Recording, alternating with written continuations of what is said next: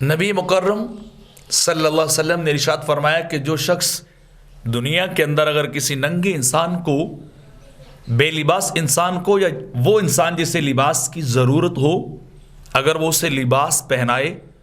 تو جس دن وہ شخص ننگا ہوگا اللہ اس لباس پہنانے والے کو لباس عطا کر دے گا۔ جب اسے لباس کی ضرورت ہوگی تو اللہ اسے جنت کی پوشاک پہنائے گا۔ اور جس شخص نے کسی بھوکے کو خالی پیٹ کو کھانا کھلایا،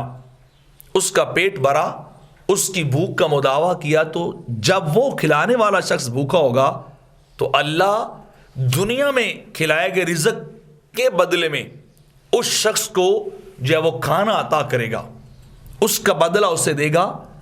اور جس شخص نے دنیا کے اندر کسی کو پانی پلایا، کسی کی پیاس کو بجھایا،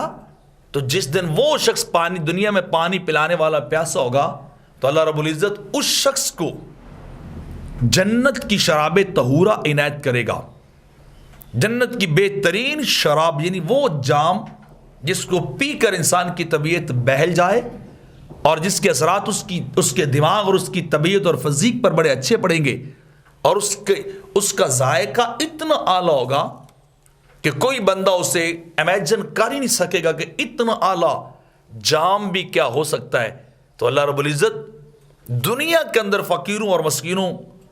کی دل جوئی کرنے والوں اور ان سے تعاون کرنے والے، ان پہ روپے پیسہ خرچ کرنے والوں کو یوم قیامت کبھی لباس کی صورت میں نوازے گا، بہترین لباس پوشاک انہیں عطا کی جائے گی،